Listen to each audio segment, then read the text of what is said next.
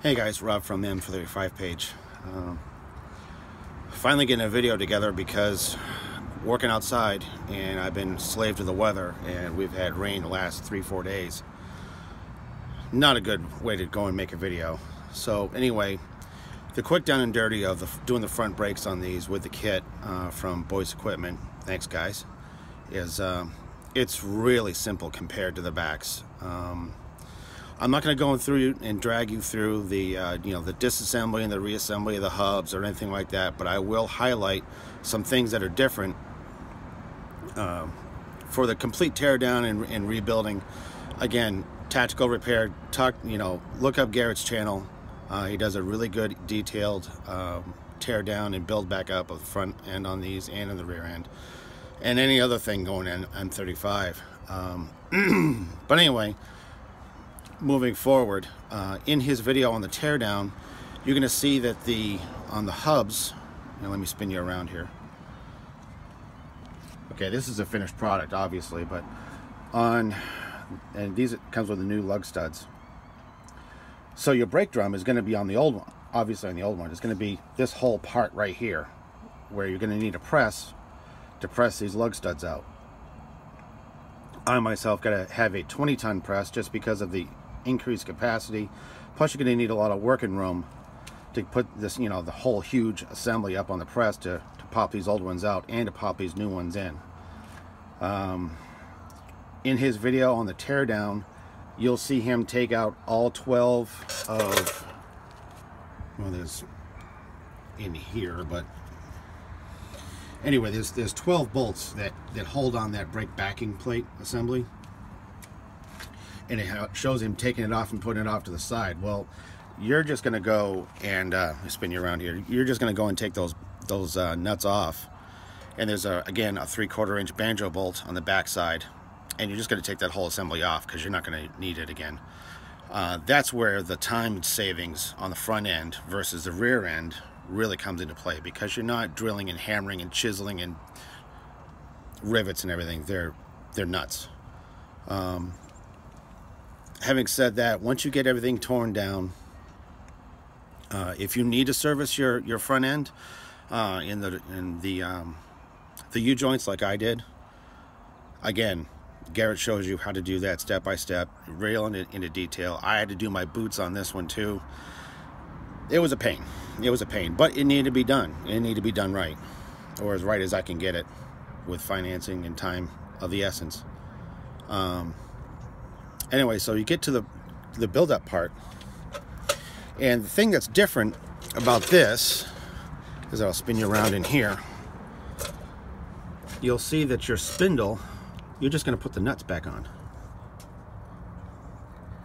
Now there is a bracket for your caliper that takes up 4, this bracket right here, that's going to take up 4 of the studs that are coming off the knuckle. And this caliper bracket is going to be pointed at right around the 1 o'clock position as you're facing. And this is what your caliper brackets bolts up to. So you tighten all that down, you put your hub back on. Now you're being asked about how this attaches. This is the adapter that comes in the kit. These are the lug studs that come in the kit. And just like your brake drum, it's held in place by the studs themselves when they press them back into place. There is a flat spot on the back side of these lugs that goes towards the adapter, so these only go on one way. Press all this in, then your brake rotor bolts right to this adapter, and then you're ready to go ahead, and just like all the other hubs and everything else that we've done on this, it goes together. Follow the instructions like you've always done. Again, reference Garrett's videos if you have any questions, or the TM. You put your hub all together, and I have done lockouts, sorry, finger in the way.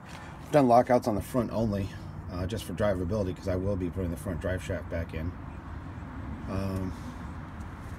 And then it's 2 bolts, one here, one down here, down there, bolt your caliper on, you may have to shim it a little bit. I did on this, just to bring the caliper outboard just a little bit. It was just a hair off. The outboard pad was a little tight on the rotor. I didn't like that. So all I did was just find some really thin washers. You can see it right there. And just shimmed it out, and it worked perfect. I got plenty of room in here, no problem. I'm not going to have any binding issues or anything like that.